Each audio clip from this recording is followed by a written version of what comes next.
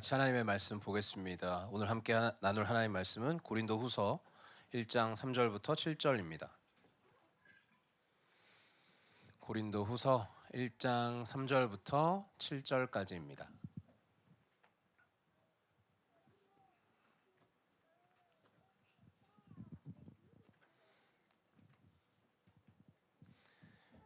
고린도후서 1장 3절부터 7절.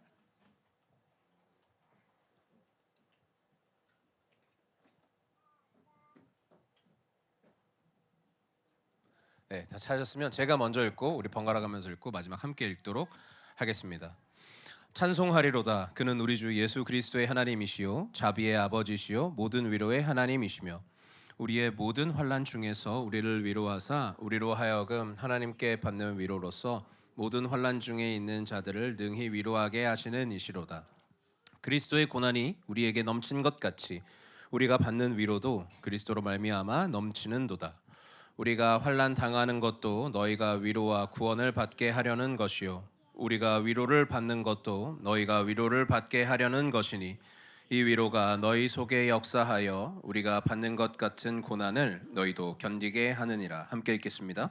너희를 위한 우리의 소망이 견고함은 너희가 고난에 참여하는 자가 된 것 같이 위로에도 그러할 줄을 알미라. 아멘.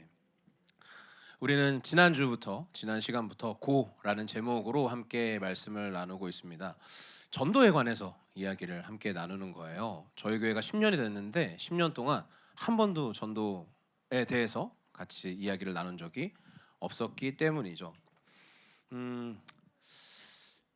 저는 지금 너무 좀 들떠 있어요. 들떠 있어야 되는데 왜냐하면 너무 개인적인 얘기라 죄송하지만 제가 가끔씩 말씀드렸었던 적이 있어요. 수요예배에서는 특히 한 6, 7년 정도 믿지 않는 청소년들과 매주 예배를 드리는데 오늘 한 친구가 교회를 와보고 싶다고 왔어요. 그래서 좀 이따 축복할 때 얼굴 봐주세요. 제일 잘생긴 친구 한 명 있을 거예요. 네. 중학교 2학년인데 수원에서 혼자 왔대요. 교회가 와보고 싶다고. 그래서 너무너무 환영한다고. 그 첫 교회에 대한 그 경험이 자신을 향한 따뜻한 환대였으면 좋겠다라는 그 마음 때문에 너무 지금 막 부풀어 있어요. 전도에 대해서 말씀을 나누는데 이 일이 일어났네요. 그래서 너무 지금 신나서 그게 좀 잘 그랬으면 좋겠다. 근데 너무너무 환영한다. 그 말씀을 같이 드리고 싶었습니다. 자, 저희가 전도에 대한 얘기를 10년 만에 처음 한다고 말씀을 드렸어요. 근데 전도를 우리가 정말 많은 얘기를 아마 나누겠죠. 이 주제의 설교에 대해서. 근데 아마 우리가 그중에 중요한 질문 중에 하나는 바로 우리가 왜 전도해야 하는가라는 것에 대한 질문 그리고 그 답일 거예요. 그런 얘기 아닐까요? 우리는 왜 가야 되는가? 그래서 지난주 우리가 너무 중요한 이야기를 들었습니다. 명규 목사님이 첫 시간에 말씀해 주셨어요. 인간은 염려하는 존재라고 했습니다. 어느 정도냐? 염려가 인간이 되었다라고 표현해 주셨죠. 그런데 우리는 염려할 수밖에 없죠. 염려가 없어질 수 없어요. 어떻게 해도. 그런데 어떤 말씀을 들었습니까? 염려를 없애라는 것이 아니라 염려의 대상을 바꾸라고 그렇게 이야기를 들었죠. 바로 하나님 나라를 염려하라고요. 왜냐하면 우리가 계속해서 염려하기 때문에 우리가 만들어낸 경계들이 있다고 했습니다. 그리고 우리가 만들어낸 경계 때문에 사람들이 우리가 죽기 시작하죠. 여러분 그런 거 없으세요? 내가 세운 경계 때문에 다른 사람이 상처받고 죽어가는 걸 경험한 적? 전 너무 많아요. 제가 목사가 된 이유는 하나님이 그렇게 살지 말라고 부르신 것 같아요. 제가 세웠던 신앙의 경계 때문에 수많은 분들이 교회에서 상처를 많이 받으셨습니다. 우리가 세운 우리의 염려 때문에 세운 경계들, 그것 때문에 사람들이 고통받고 죽습니다. 지금 세계에서 일어나는 수많은 너무나 슬픈 전쟁들도 누군가가 세운 경계 때문이죠. 누군가의 염려 때문입니다. 그 경계로 나아가서는 안 됐는데 그것 때문에 사람들이 고통받죠. 그러니까 끊임없이 우리가 만들어낸 경계가 아니라 그 경계가 사라지고 그 염려가 필요 없는 하나님 나라가 우리 가운데 필요하기 때문에 그래서 하나님의 나라를 우리는 염려해야 된다고 지난 시간에 들었습니다. 저도 오늘 아마 비슷한 이야기를 하게 될 것 같습니다. 무엇이냐면 우리가 왜 전도를 해야 하는지에 대한 이야기입니다. 우리가 왜 전도해야 됩니까? 이 씨앗교회의 숫자를 늘리기 위해서입니까? 이 교회가 좀 더 많은 사람이 와서 좀 좋은 걸 누리기 위해서입니까? 예, 그것도 분명히 있습니다. 그 욕망이 어떻게 없다고 할 수 있겠어요? 정말 사람도 많아지면 좋겠고요. 더 많아져서 더 좋은 일들이 많이 일어났으면 좋겠고요. 좋은 경험들이 있었으면 좋겠고요. 아까도 기도했지만 헌금도 많아져서 공간에 대해서 좀 안전하게 예배드릴 수 있었으면 좋겠어요. 좋은 곳으로 갔으면 좋겠어요. 그 욕망이 있죠. 그런데 이것은 우리가 지난 시간에 들었던 무엇을 먹을까, 무엇을 마실까, 무엇을 입을까 이 염려잖아요. 하나님 나라에 대해서 염려해야죠. 우리 소래자매 마지막에 기도해 주신 것처럼 우리를 찬양하게 하는 건 건물도 아니고 어떤 것도 아니고 오직 예수 그리스도시니까. 그러니까 우리는 그 하나님 나라를 염려하는 존재가 되어야죠. 그래서 씨앗의 공간을 위한 교회는 이렇게 기도해 주십시오. 우리에게 맞는 옷을 주십시오. 하나님이 필요하고 또 필요한 것, 우리에게 맞는 것 하나님이 주실 줄로 믿습니다. 자, 우리가 왜 도대체 전해야 하는가? 바로 그들에게 이 하나님 나라가 필요하기 때문입니다. 왜 하나님의 나라가 필요합니까? 지난 시간에 이어서 제가 언어를 바꿔서 말해보자면 이것 아닙니까? 바로 이 세상에 고통이 있기 때문이죠. 이 세상이 고통받고 있기 때문이죠. 모든 사람들이 고통 가운데 있기 때문입니다. 제가 생각할 때 고통은 아주 크게 두 가지로 생각해 볼 수 있을 것 같아요. 저의 생각이에요. 첫 번째로는요, 고통은 이런 게 있을 수 있죠. 뭐냐면 보상 가능한 고통이에요. 그러니까 완전히 갚아질 수 있는 고통인 거죠. 그러니까 우리 삶에 아직 무언가가 주어지지 않았기 때문에 혹은 잠시 잃어버렸기 때문에 아직 오지 않아서 받는 고통이라면 이게 생기면 완전히 보상이 가능한 고통입니다. 이것의 해결은 매우 간단하죠. 그것이 주어지면 되는 것입니다. 그것이 물건이든 사람이든 어떤 것을 성취하는 것이든 잃어버렸던 것을 다시 되찾는 것이든 그것이 주어만 지면 해결이 곧바로 되는 고통, 그러니까 갚아질 수 있는 고통입니다. 그런데 두 번째 고통은 이런 것입니다. 바로 결코 갚아질 수 없는 고통이죠. 이 두 번째 고통은 보상받을 수 없는 고통입니다. 다른 어떤 것이 주어진다 할지라도 절대로 보상될 수 없는 고통이에요. 이 땅에서 어떤 것이 주어진다 할지라도 아무리 값진 것이 주어진다 할지라도 결코 이 땅을 사는 날 동안에 다시는 보상이 될 수 없는 고통입니다. 여러분 이러한 고통이 삶에 있으십니까? 아마 우리가 나이를 먹어가고 성숙해가고 인생을 안다라고 표현하는 것 중에 하나는 인생에 이 고통이 있는 것이구나, 이 고통을 걸어가는 것이구나, 그리고 이 고통을 알아간다는 뜻이기도 할 겁니다. 그렇다면 이 고통에 대해서 우리는 어떤 말을 할 수 있을까요? 고통 앞에 우리는 어떻게 할 수 있을까요? 오늘 바로 이 고통의 문제에 대해서 한번 나눠보고자 합니다. 자, 우리가 하나님을 전한다고 했어요. 그럼 여러분 하나님 믿으면 뭐가 좋아요? 하나님을 믿으면 인생에 고통이 많아집니까? 적어집니까? 하나님을 믿으면 더 잘 됩니까? 아니면 더 안 됩니까? 여러 가지 얘기가 나올 수 있겠죠. 다 맞아요. 왜냐하면 다 가능하기 때문이에요. 근데 우리 이렇게 생각할 수 있잖아요. 하나님 잘 믿으면 좀 잘 풀리고 그래야 되기도 하잖아요. 특히나 예수님을 진짜 너무 사랑하고 잘 섬기는 사람이라면 고통도 없고 좀 일도 잘 풀리고 그래야지 생각할 수도 있잖아요. 물론 그러실 수도 있죠. 그런데 성경을 보면 오히려 하나님의 가장 신실한 사람들이 가장 극심한 고통 가운데 있는 경우가 매우 많습니다. 그리고 오늘의 바울도 그러하죠. 오늘 바울은 특이한 인사로 이 편지를 시작합니다. 보통 바울이 썼던 이제 신약 성경의 편지들, 그러니까 무슨 고린도전서, 빌립보서 뭐 이런 편지들을 보면 맨 처음에 인사로 항상 시작을 해요. 보통 바울은 이 편지를 쓸 때 도입부를 인사로 시작하는데 어떤 걸로 시작하냐? 감사로 시작합니다. 근데 다른 편지들은 이런 감사로 시작해요. 뭐냐면 바로 교회의 편지를 쓰니까 여러분에게 하나님이 행하신 일, 그러니까 이 교회에 하나님이 행하신 일에 대해서 막 감사와 찬송을 올려드려요.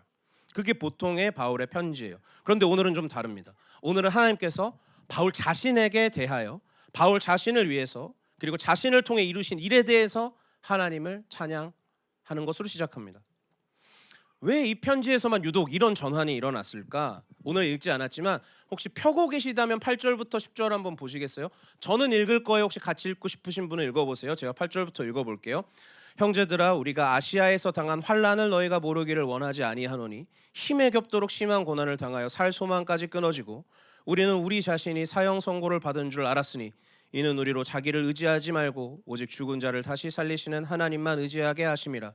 그가 이같이 큰 사망에서 우리를 건지셨고 또 건지실 것이며 이후에도 건지시기를 그에게 바라노라. 아멘.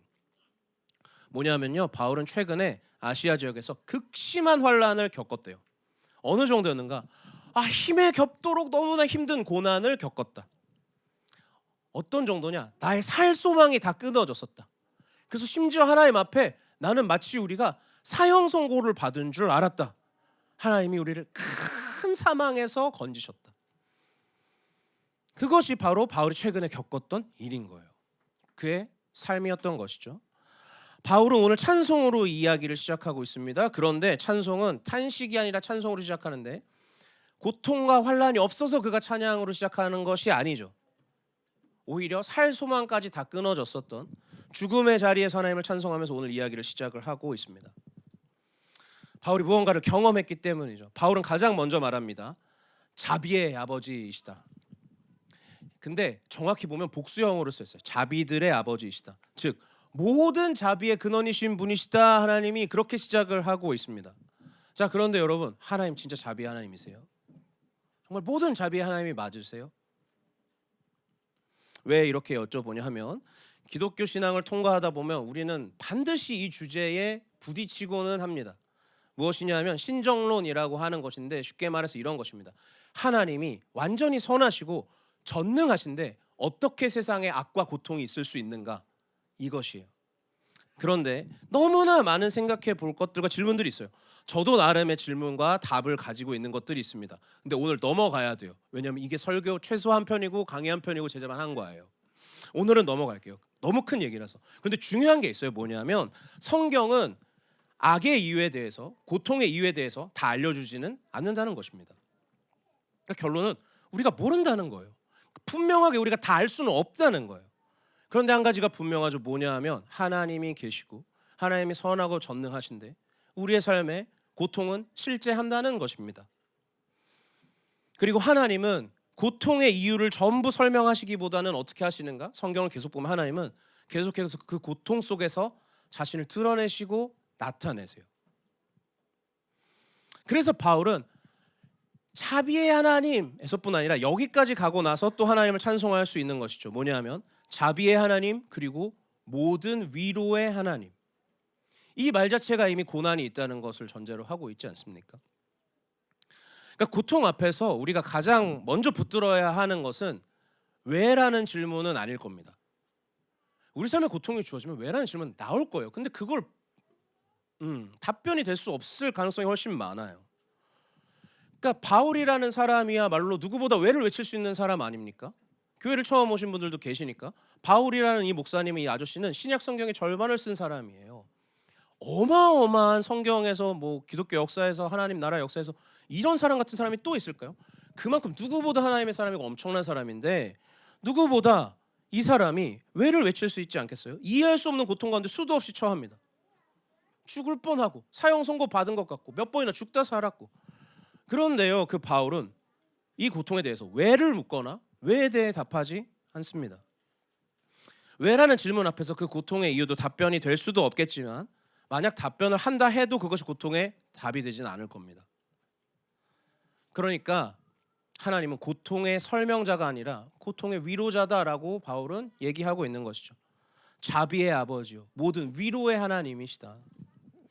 바울은 이어서 말합니다. 우리의 모든 환난 중에서 우리를 위로하사. 이 환난이라는 단어 한국말로 그래도 꽤 힘든 고난 같아 보여요. 근데 적당한 스트레스, 적당한 힘듦 그런 것을 뜻하는 단어는 아닙니다. 숨통이 조여오는 고통, 압박당해서 질식할 것 같은 느낌, 짓눌리고 숨통이 조인다 이런 뜻을 가지고 있습니다. 오늘 이 1장 3절부터 7절 길게는 11절까지 아주 짧은 이 본문 안에 계속해서 엄청 많이 반복되는 몇 가지 단어들이 있어요.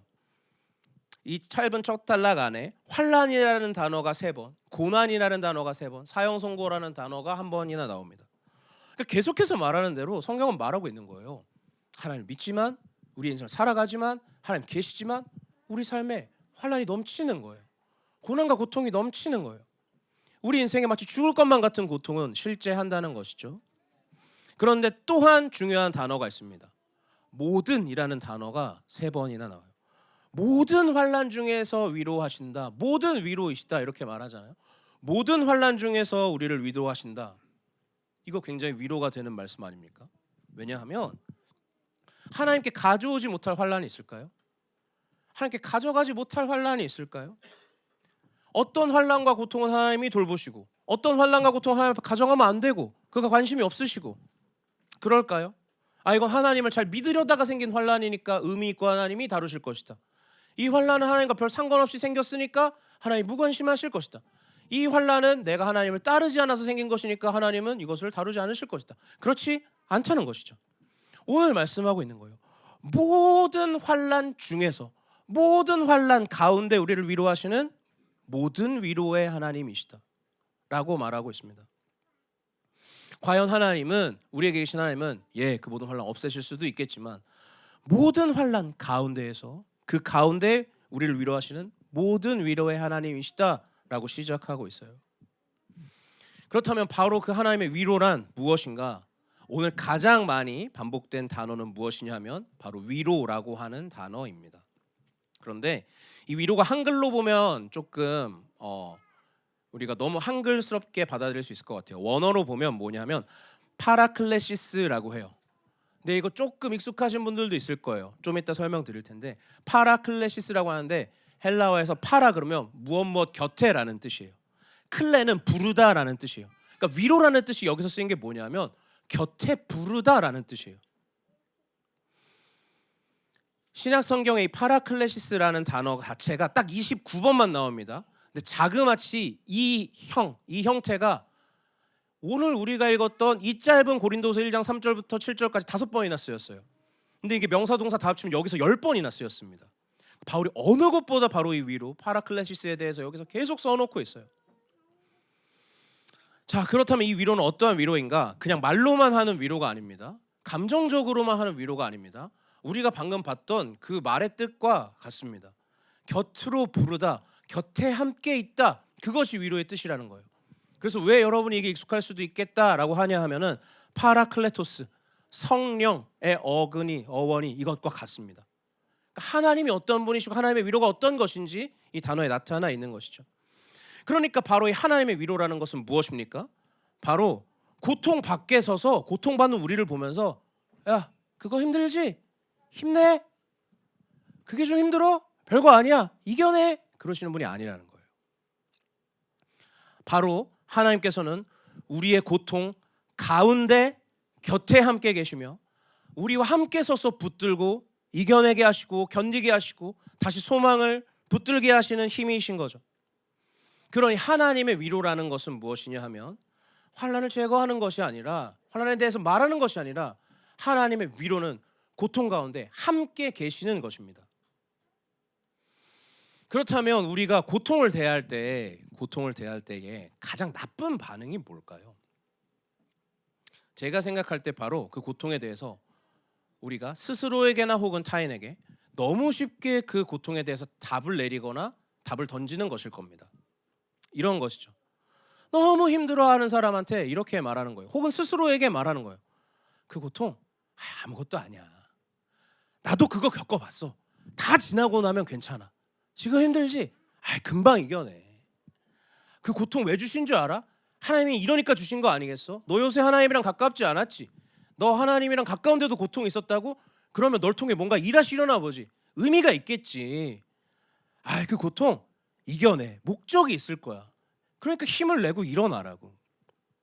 여러분 이런 말 들어보신 적 있어요 혹시? 혹은 누구에게 해보신 적 있어요? 네, 저도 해봤고 들어봤습니다. 그런데 고통에 대해서 너무나 쉽게 정의하고 답을 내리고 던지는 이것이 어떻게 합니까? 고통 가운데 있는 사람을 더없이 고통스럽게 만듭니다.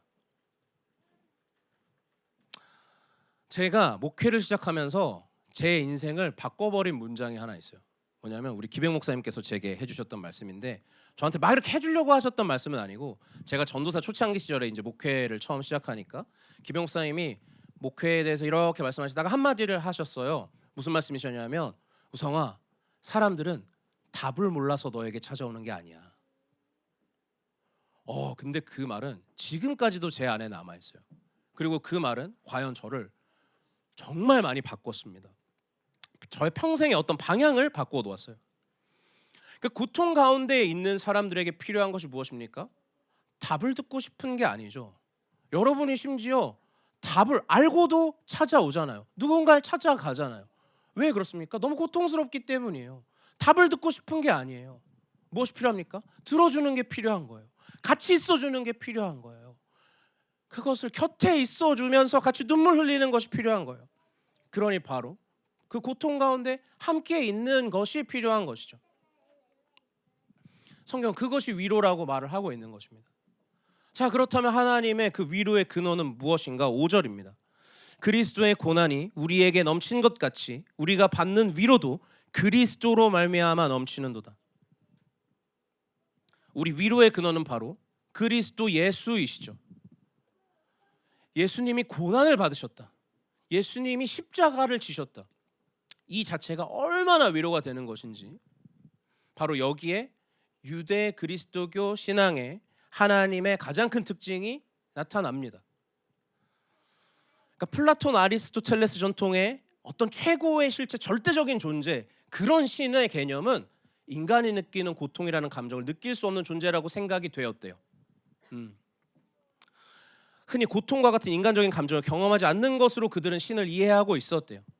그렇지만 과거 유대인으로부터 유대 그리스도교 신앙의 하나님은 인간의 고통에 적극적으로 참여하시는 분이십니다.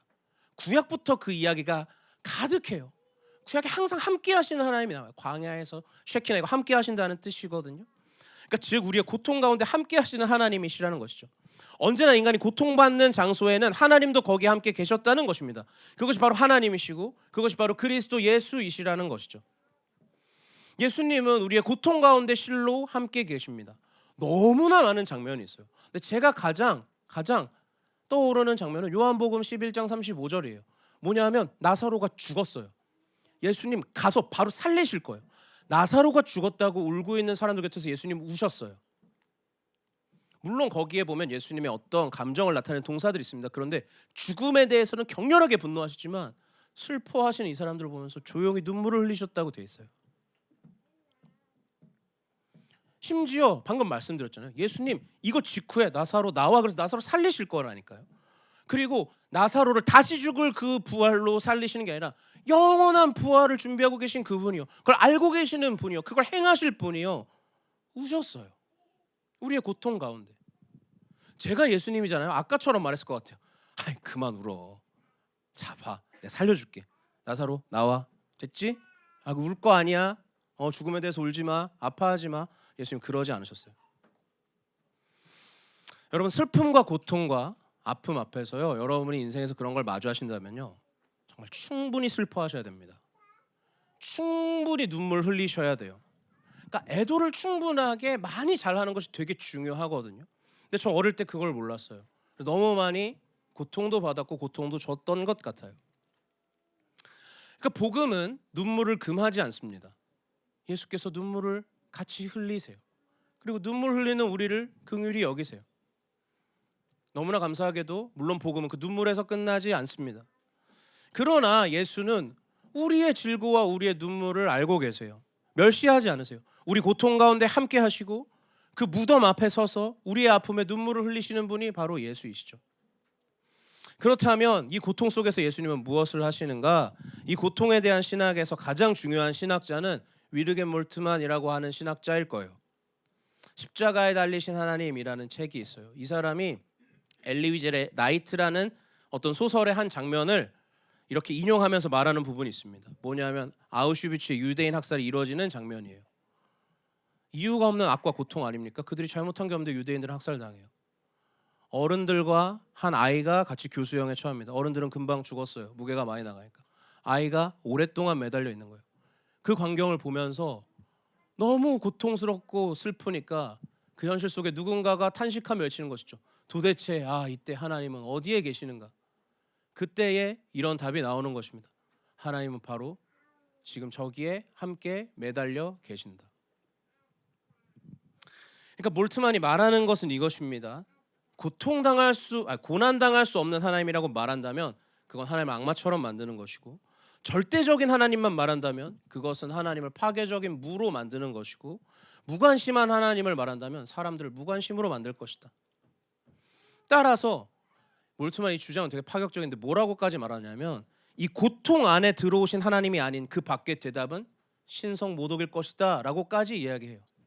그러니까 이 사람은 엄청나게 강조하는 거예요. 우리에게 계신 하나님이 누구신가? 우리의 고통 가운데 들어오시는 분이시다. 우리의 고통 가운데 함께 하고 계시는 분이시다. 그래서 그 하나님이 가장 잘 나타난 곳이 어디인가? 바로 그리스도 예수의 십자가이시라는 거죠. 십자가의 예수가 무엇을 뜻합니까? 바로 하나님 없는 자들과 함께 하시는 하나님을 나타내는 거죠.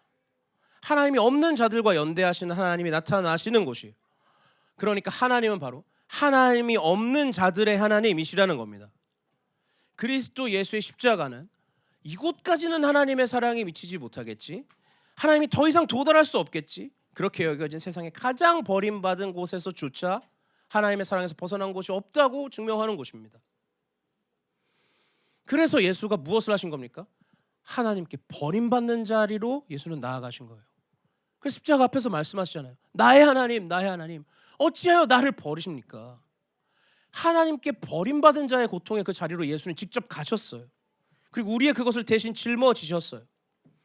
그러니까 하나님의 사랑은 고통받는 인간과 함께하기 위해서 스스로 고통을 짊어지시는 것입니다.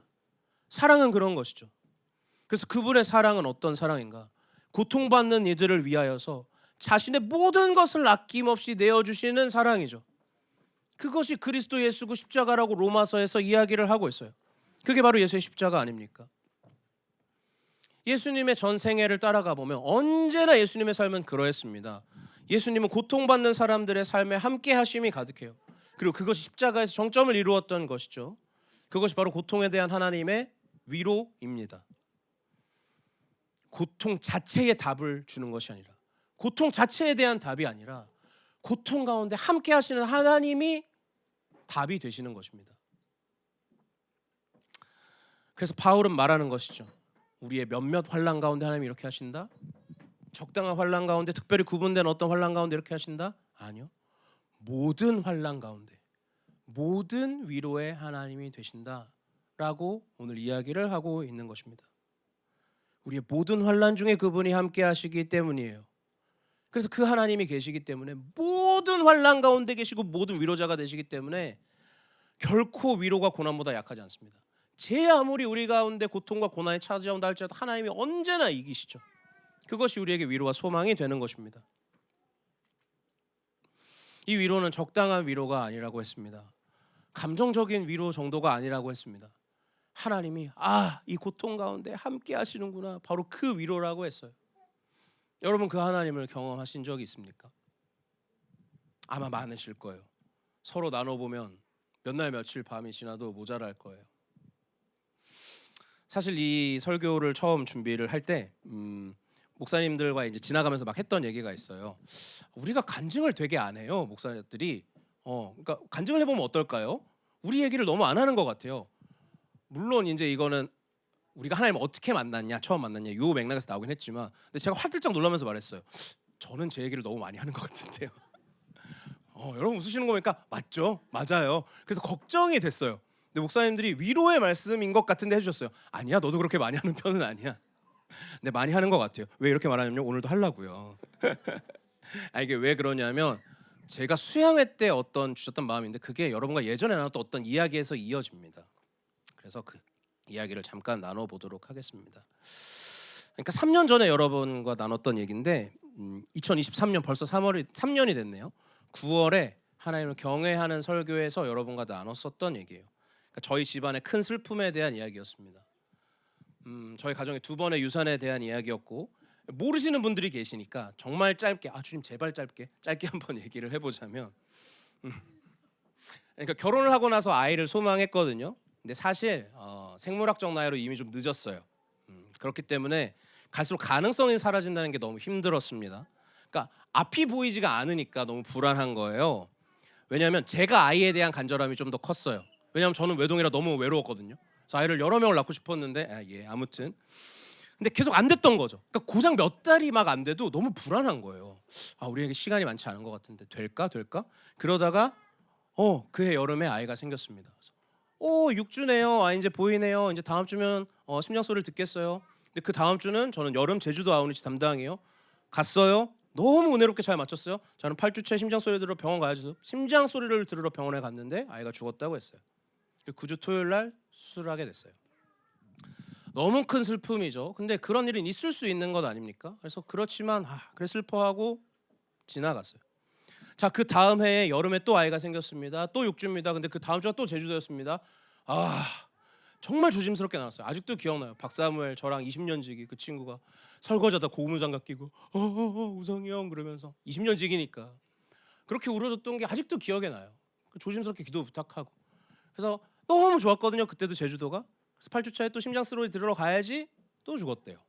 그주 토요일 날 또 수술했어요. 근데 여러분 또 있을 수 있는 일이잖아요. 그렇잖아요. 그거는 다시 일어날 수 있는 일이잖아요. 그런데 문제가 뭐였냐면 제가 그날 아침에 토요일 날 수술실 앞에서 날짜까지 똑같은 걸 알고 제가 무너진 거예요. 작년에 날짜까지 똑같았던 거예요. 그러니까 같은 병원, 같은 수술실 앞이었어요. 그러니까 내가 뭘 해줄 수 있는 것도 없잖아요. 저기 혼자 있는데 이건 여러분한테 안 나눴던 거긴 한데 여러분 그 수술실은 다른 모든 사람은 아이를 만나기 위해서 들어가는 수술실이잖아요. 제가 거기서 무너진 거예요. 하나님 모든 것이 당신 손에 있다면서요. 저를 먹이시는 겁니까? 그때 진짜 하나님 진짜 온 힘을 다해서 원망했어요. 그때도 말했어요. 여러분 나 진짜 교회 나오기 싫었어요. 토요일이었다 그랬잖아요. 그럼 주일날 나는 목사니까 나와야 되잖아요. 나와서 저는 뒤에서 여러분한테 웃으면서 인사해야 돼요. 죽을 것 같은데 참고 나와서 인사했어요. 아직도 기억나. 저 뒤에 서 있는데 재영 형제 찬양 인도였거든요. 내 앞에 바다가 갈라지지 않으면 주가 나로 바다 위 걷게 하리. 야 그게 고통 가운데 들렸을까요? 토하고 싶었어요. 도망치고 싶었어요. 근데 꾹 참고 있는데 아이들이 천진난만하게 뛰노는 거 보고 못 참아서 뛰쳐나갔어요. 그리고 저는 저 위에서 기도했던 것이죠. 하나님 당신 진짜 좋은 아빠라며요. 내가 그렇게 평생 알고 가르쳤는데 그거 알아요? 당신 진짜 나쁜 아빠야. 왜 꼭 그렇게까지 했어야만 했어요? 내가 못 바랄 걸 바랬어요? 내가 나쁜 것을 바랬어요? 당신을 평생 따른 대가가 이거예요? 당신 진짜 나쁜 사람이야. 나 당신이랑 앞으로 죽어도 얘기 안 해. 나랑 얘기할 생각하지 마. 그게 제가 주일날 아침에 위에서 했던 기도예요. 근데 하나님은 그 주간에 엄청난 일을 하셨어요. 한 주간 동안.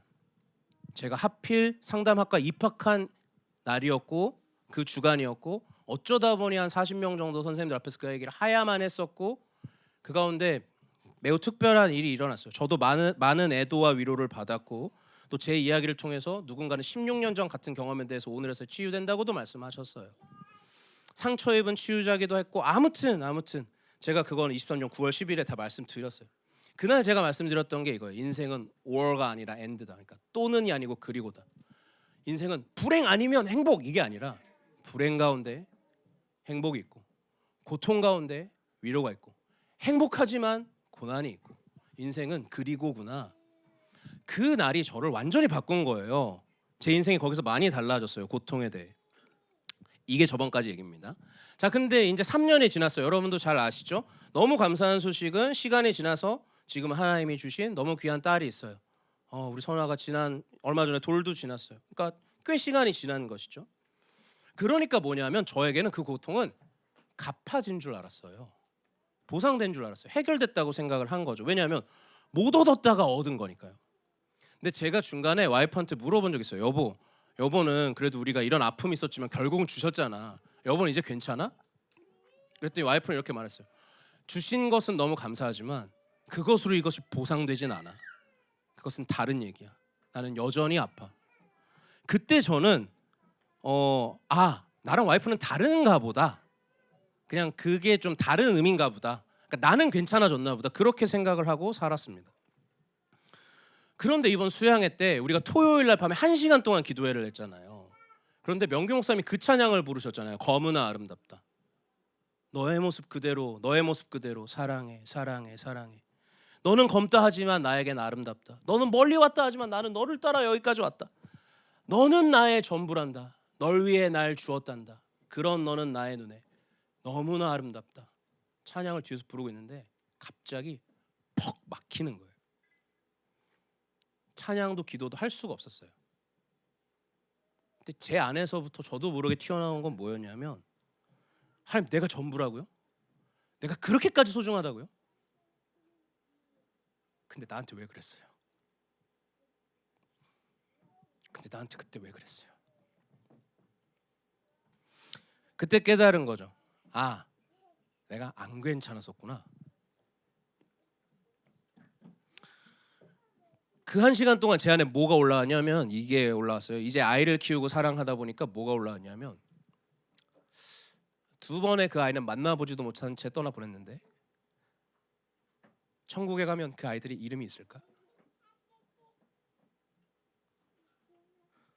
지금 너무 사랑하는 우리 딸 선아와 있는 것처럼 그곳에서는 그 아이들과 부모와 자녀로서 행복하게 사랑하며 뛰놀며 할 수 있는 것일까? 그곳에는 그 아이들의 이름이 있을까? 1시간 동안 기도를 할 수 없었어요. 그저 눈물만 흘렀습니다.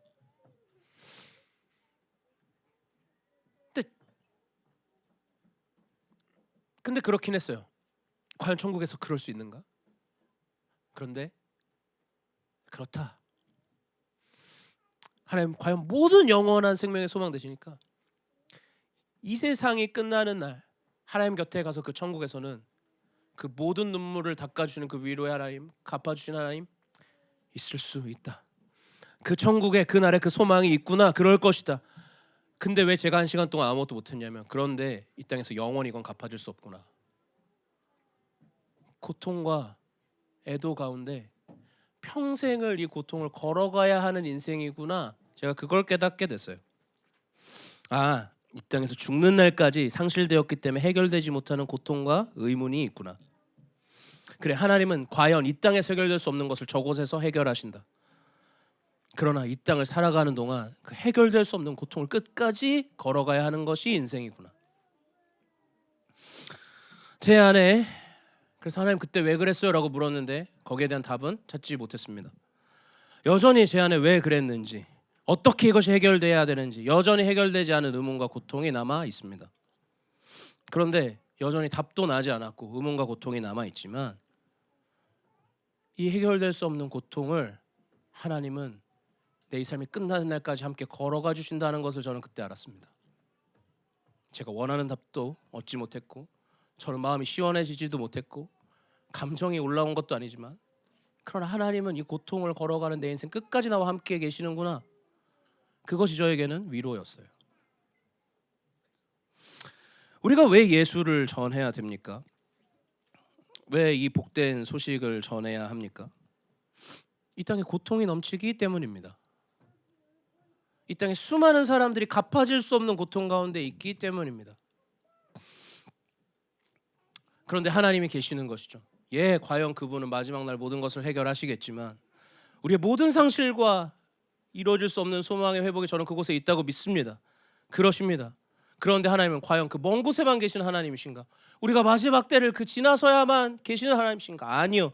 그는 동시에 우리의 모든 환난 가운데 함께 하시는 분이신 거죠. 우리의 모든 환난 가운데로 들어오셔서 함께 걸으시는 분이신 거죠. 환난 중 함께 하심으로 위로가 되시는 하나님이신 겁니다. 그리고 바울은 말합니다. 4절입니다. 우리의 모든 환난 중에서 우리를 위로하사 우리로 하여금 하나님께 받는 위로로서 모든 환난 중에 있는 자들을 능히 위로하게 하시는 이시로다. 바울은 자기 자신의 고통을 자기 안에만 가두지 않습니다. 내가 환난 당했다, 내가 위로를 받았다, 거기에서 끝이 아닙니다.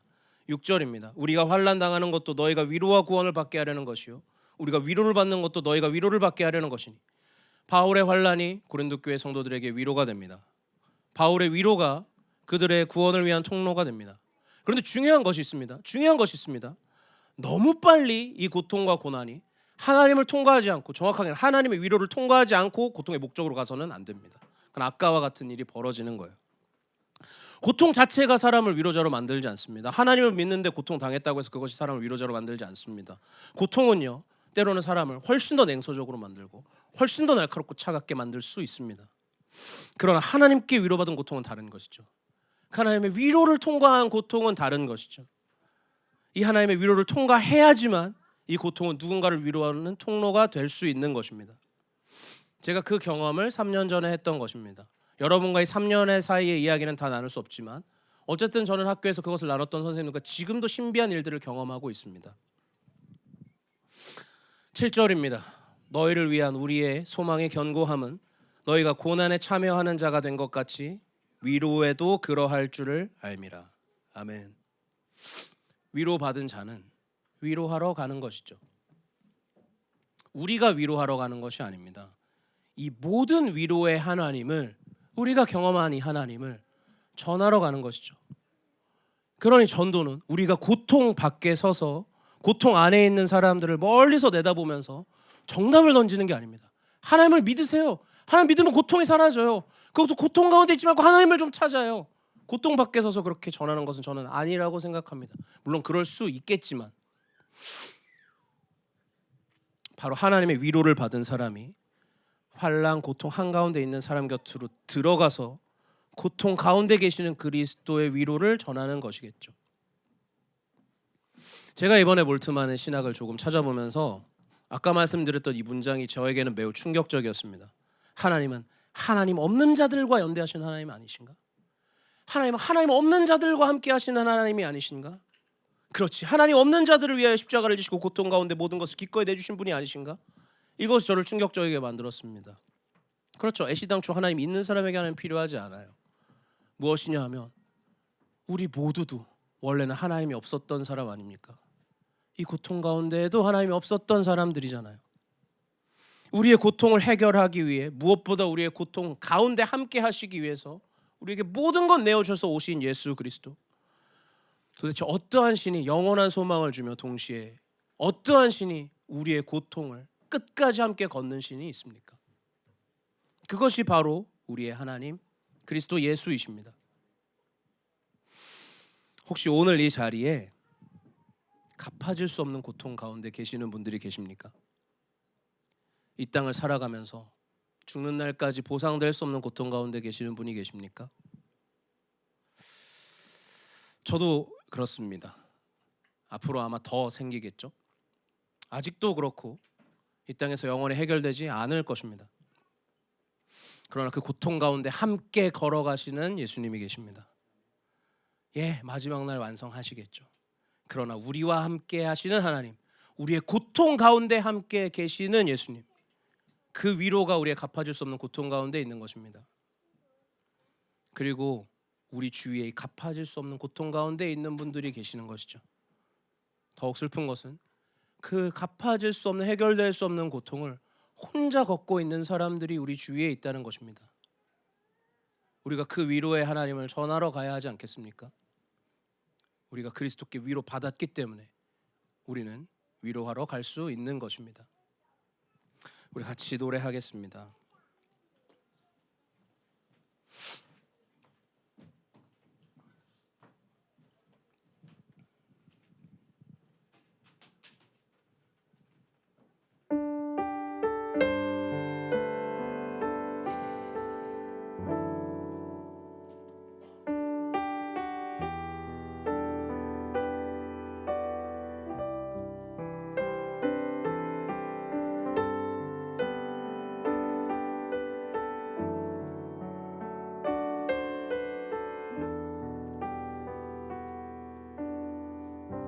아직 내겐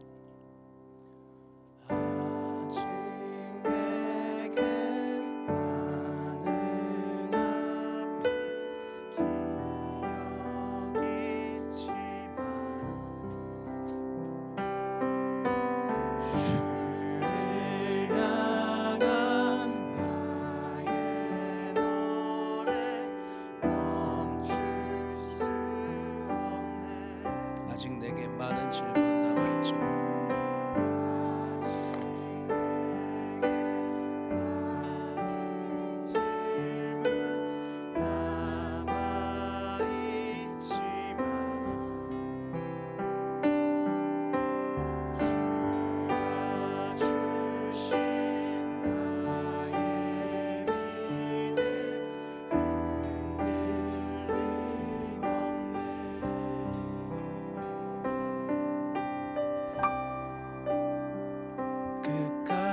주를 위해 살리,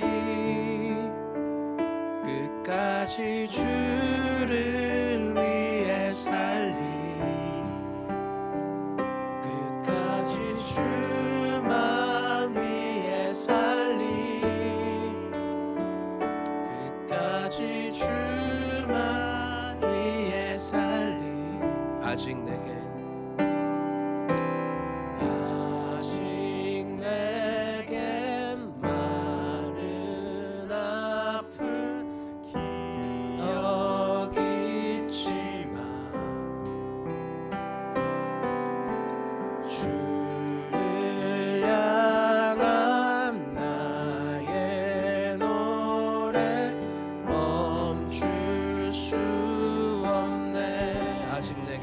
많은 질문 남아있지만 아직 내게 많은 질문 남아있지만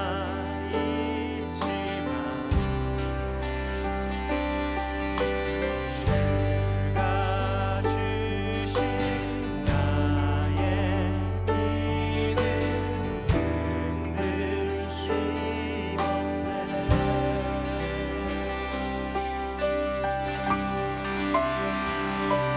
끝까지 주를 위해 살리 끝까지 주를 위해 살리 끝까지 주만 위해 살리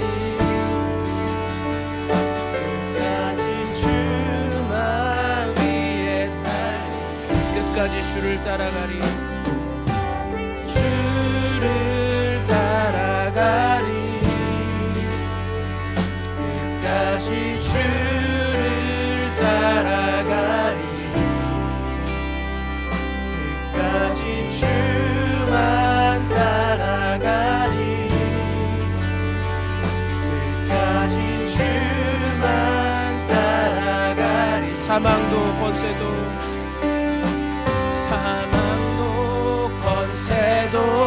이 세상 무엇도 날 끊을 수 없네. 높음도 깊음도 이 세상 누구도 날 끊을 수 없네. 사망도 권세도 이 세상 무엇도 날 끊을 수 없네. 높음도 깊음도 이 세상 누구도 날 끊을 수 없네. 끝까지 주를 예배하리 끝까지 주를 예배하리 끝까지 주만 예배하리 끝까지 주만 끝까지 주를 위해 살리 끝까지 주를 위해 살리 끝까지 주를 위해 살리 끝까지 주만 위해 살리 끝까지 주만 위해 살리 끝까지 주만 따라가리 끝까지 주만 따라가리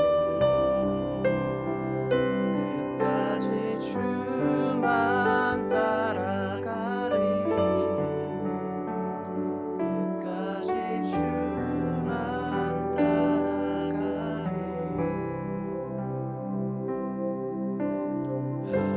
아직 내게 많은 질문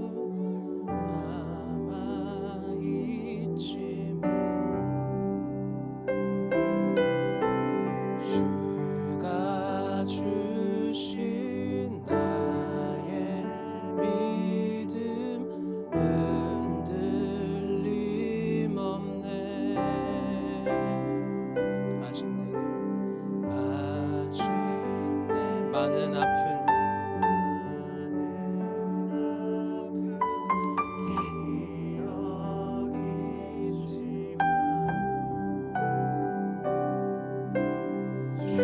주를 향한 나의 노래 멈출 수 없네. 사랑하는 여러분, 오늘 이 말씀은 사실 매우 간단합니다. 모든 환난 가운데 모든 위로가 되시는 하나님을 경험한 사람은 위로하러 간다는 것입니다. 그러기 위해서는 가장 먼저 우리가 이 모든 위로의 하나님을 전하기 전에 우리가 그 모든 위로의 하나님을 경험해야 할 것입니다. 우리 먼저 구하실 때는 그 하나님을 구하십시다. 혹시 해결되지 않은 고통의 문제가 있으십니까? 해결될 수 없는 의문이 남아 계신 분들이 계십니까? 한 가지를 기도합시다. 그 고통과 의문 가운데 함께 하신 하나님을 만나게 하여 주십시오. 그 하나님을 보여주십시오. 그 주 예수 그리스도로 우리가 먼저 위로받게 하여 주십시오. 우리가 그렇게 하나님을 구하십시다. 기도하시겠습니다.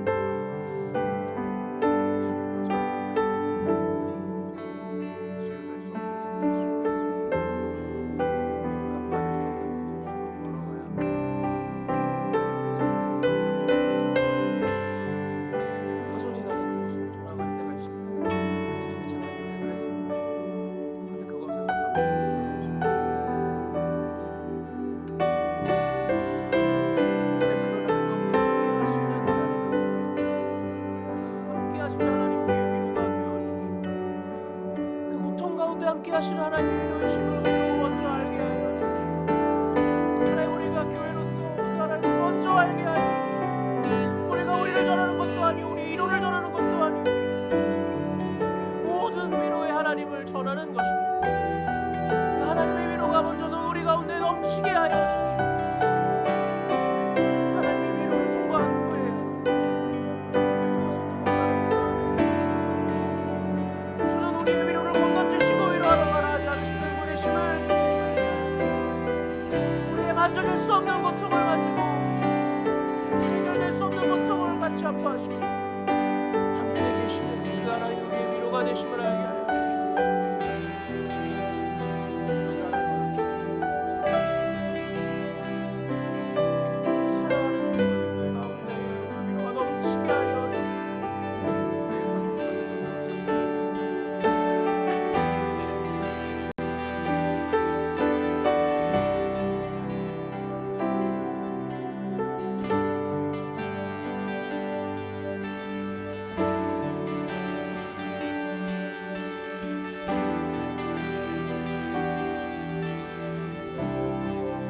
우리 두 번째로 마지막으로 기도할 때에는 계속해서 여러분의 고통의 위로를 위해서 기도하셔도 좋습니다. 그런데 우리 밖에는 이 고난 가운데 함께 하시는 하나님이 없이 갚아줄 수 없는 고통을 홀로 걸어나가고 있는 고통받는 사람들이 있습니다. 하나님, 우리가 이 위로의 하나님을 전하러 갈 수 있게 하여 주십시오. 그렇게 주 앞에 그들을 위해 우리가 가겠노라고 하나님께 구하십시다. 기도하시겠습니다.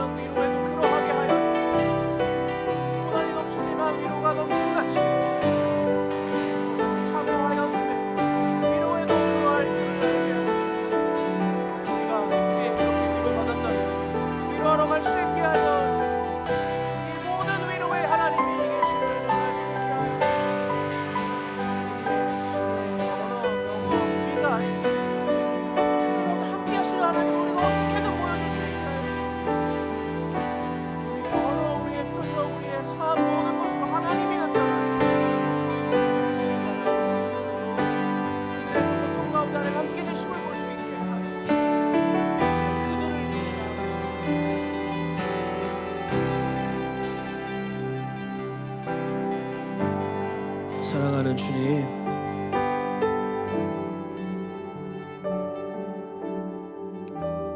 우리에게는 여전히 남아있는 아픔, 여전히 해결되지 못한 질문, 그 고통들이 있습니다. 그러나 이 세상 끝날 가운데 주가 그것을 해결하실 것임에도 이 땅을 우리가 살아가는 끝날까지 그 고통 가운데 함께 하시는 하나님을 찬양합니다. 그 하나님의 위로가 우리 가운데 먼저 넘치게 하여 주십시오. 그래서 주님, 그 고통 가운데 함께 하시는 하나님의 위로가 어떠한 것인지 우리가 알아. 우리가 그 모든 위로의 하나님을 하나님 없이 그 어두움 고통을 걸어 나가는 하나님 없는 자들을 위해 전하러 나갈 수 있게 하여 주십시오. 그래서 우리의 모든 언어와 몸짓과 삶과 모든 것으로 하나님이 나타나 주셔서 그들이 바로 이 모든 위로의 하나님을 알게 하여 주십시오. 그렇게 주님만이 영광 받아 주십시오. 우리를 보내주시고 사용하여 주십시오. 감사드리며 이 모든 말씀 우리 주 예수 그리스도의 이름으로 기도드렸습니다.